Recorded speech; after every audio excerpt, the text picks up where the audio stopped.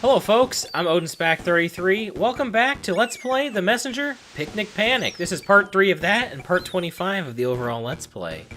Last time, we started our journey on the Voodkin Shore, and our true mission is to find the the Voodkins who have been captured by Barmethazel, but we're looking for these mask pieces, and we also had quite the doozy of a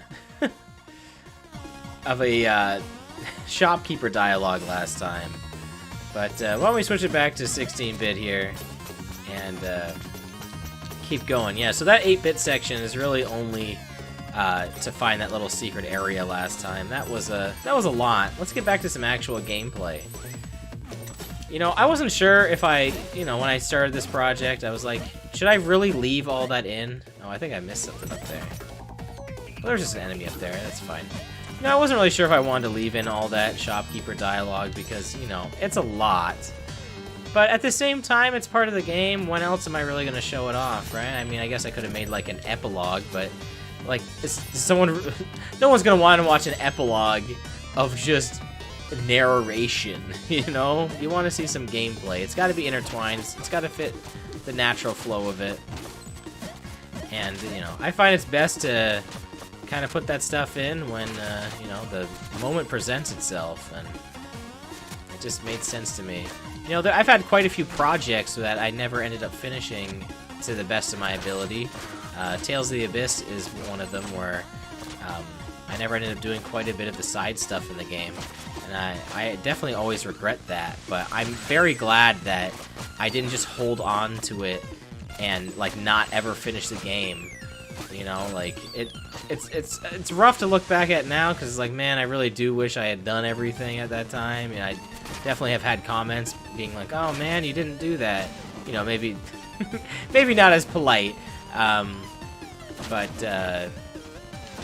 you know, it's just kind of what happened, and it's you know, it's unfortunate. You know, I really like that game, and I feel kind of bad that I didn't show off everything that I wanted to, but I'm glad that I did show the end of it, you know what I mean?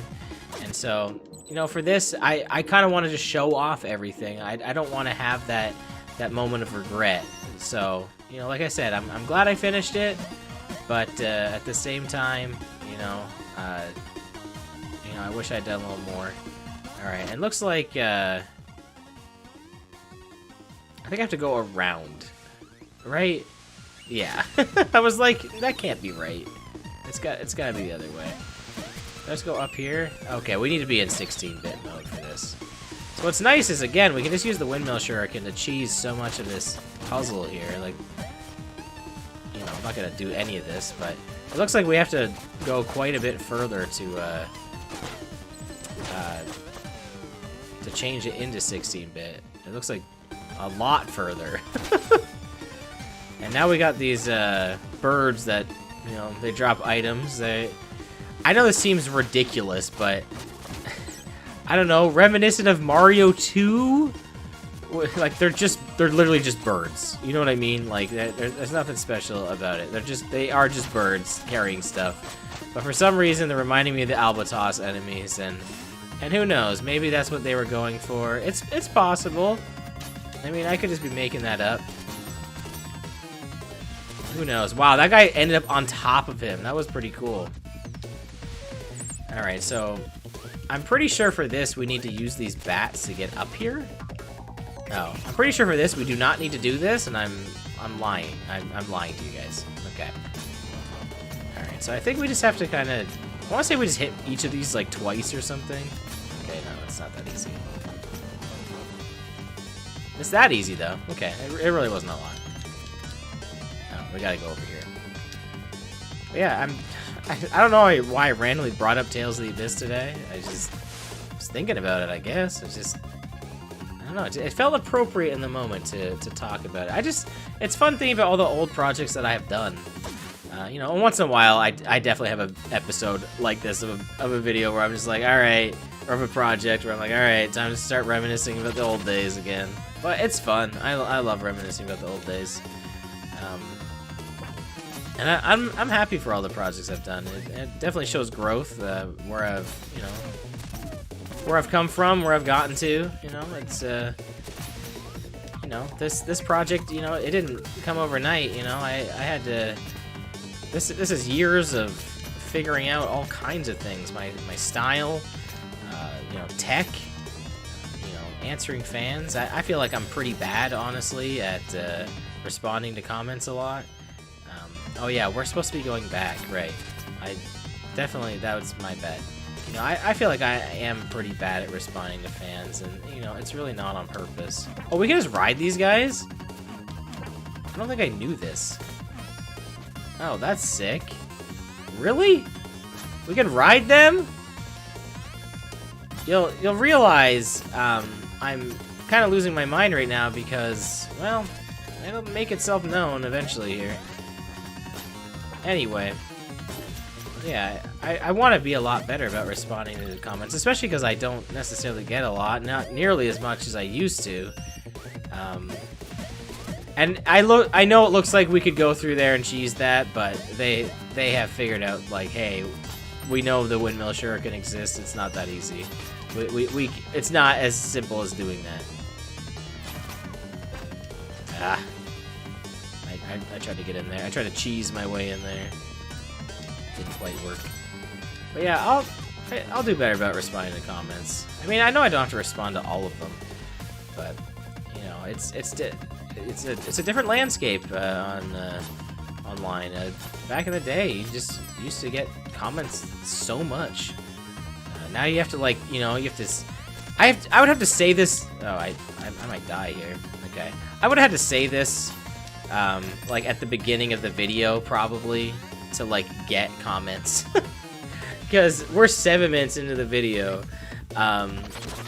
It's crazy. Like, there's literally a stat on YouTube that's like how many people are watching past the first 30 seconds.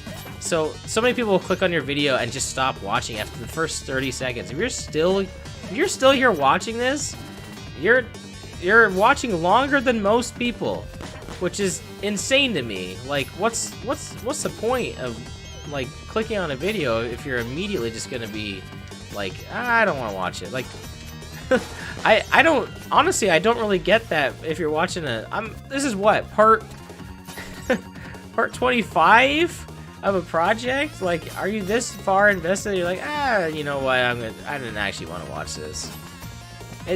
Like, don't get me wrong. Like, if you don't want to watch my stuff, I'm not fighting that. But I think it's kind of wild in general to like stop watching a video like so quickly in, and it's not even like a part 1 or something. I sure on a part 1 I get it, right? But part 25, like, huh? It's a bit odd. All right, there's my rambling's over. I think we have a boss. I don't think the Shopkeeper has boss stories in this DLC. You will notice that we did find all the mask pieces here, so you know we're doing good. We're doing pretty good. We're killing it.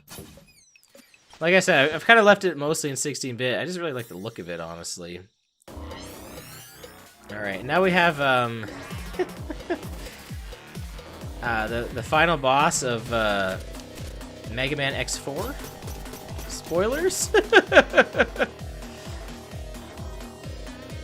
It's very reminiscent of that. I don't know how else to say it. I don't think these tornadoes actually hurt you. They just move you towards those spikes there. I can't believe we can jump on these guys. That's... needless to say, I mean, you know where I'm going with this. I tried to jump on all of them. Or I tried to cloud step off all of them before.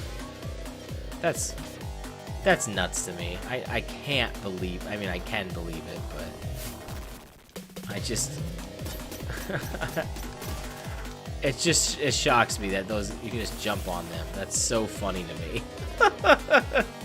You'd think it would be cloud stepping. Everything else in this game has been cloud stepping. There's nothing in this to lead you to believe that you could jump on something. You know, everything in this game has all been about cloud step. So of course I would think that, right? this boss is getting pretty intense now. The music's speeding up. I guess this boss also kind of has some energy of, oh, he blew me away. I thought he didn't. Kind of has some energy of, like, one of the Mega Man X1 bosses.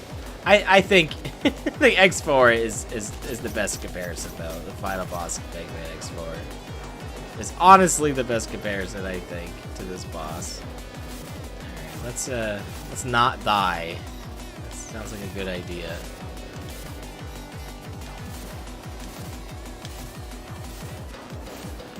I'm still shook that you can jump on these guys. It's really throwing me off.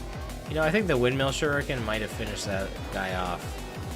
That I keep forgetting that I have that. I should be throwing it kind of near the end of these sword exchanges for some like bonus damage.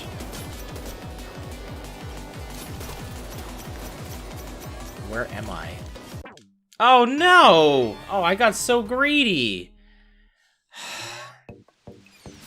Oh, I shouldn't have done that. Man, that would have been it. I don't want this to be the whole video. I honestly, I might skip to that last phase.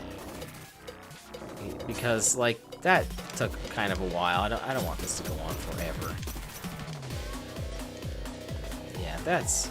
Man, seriously? I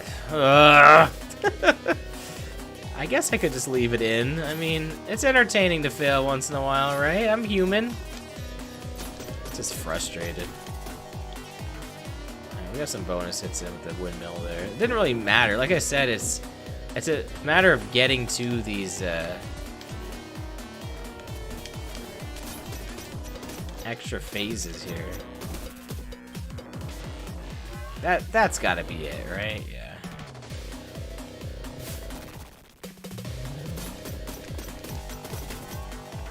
We're getting some bonus hits in with the windmill shuriken there. Oh, that's not fair. Come on, what was I supposed to do about that?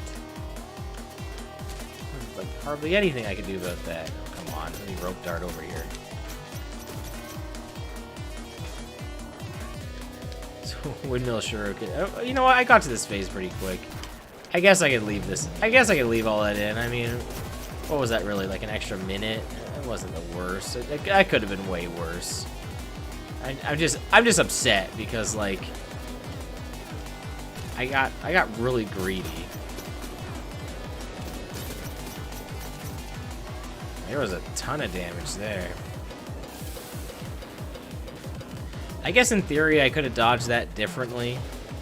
He didn't do this one last time. This was not a technique done.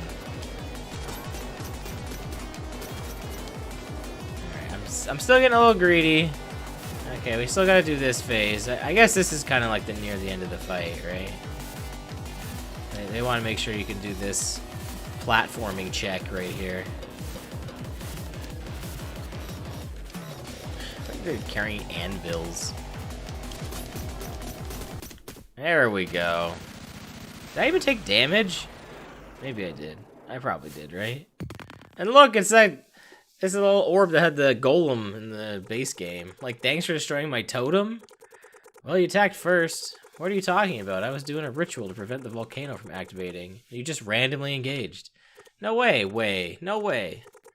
You know what? Fair enough. I see how you could have thought I was a threat. I guess my survival instincts kicked in a little too fast. I understand. It's all good. So does this mean the volcano will activate? That demon general Barmethazel planning on using it to conjure some voodoo ritual, we'd all better hope not. Look, I'm sorry I destroyed your totem, okay? Don't worry about it. I mean it, I'm sorry. It's alright, honest mistake. So, how do I get out of here? Oh, I'll adjust the wind for you, follow me.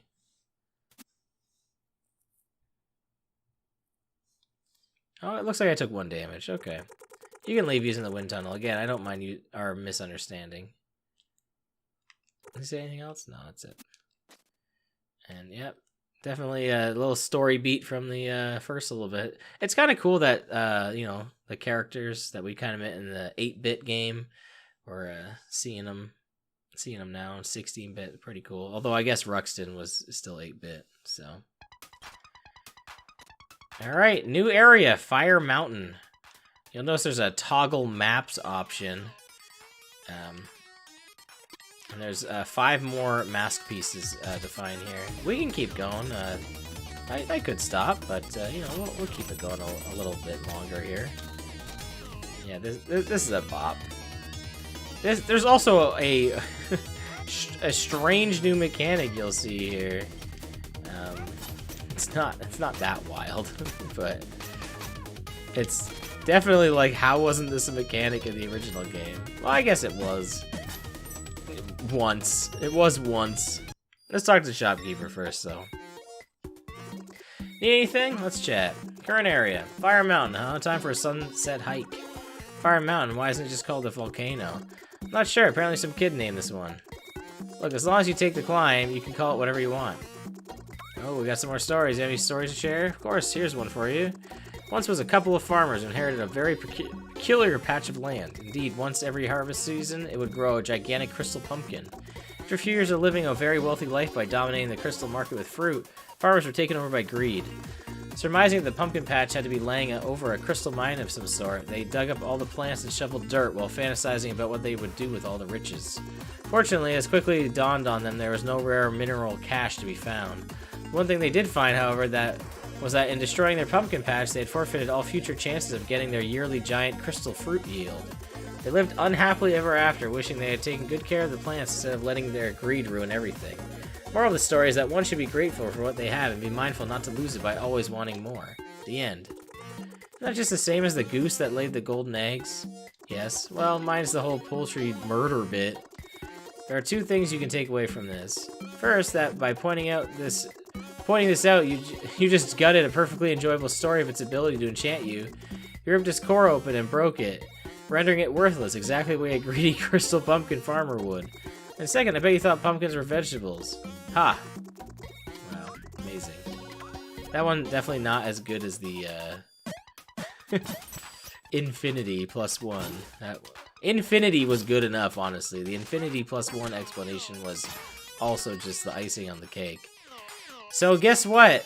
We have doors. Wow, look at this door going through door animation. Single frame.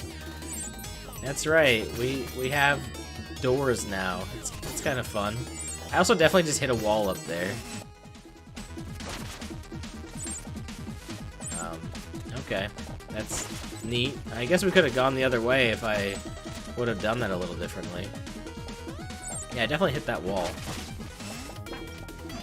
Anyway, let's keep going here.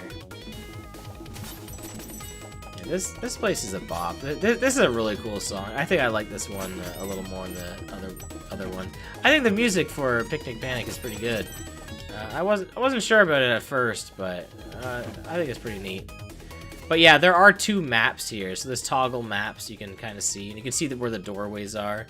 You'll notice that the mask pieces also fade away. So this mask piece is on, is actually in the inner part of the mountain there. So we won't find it outside here.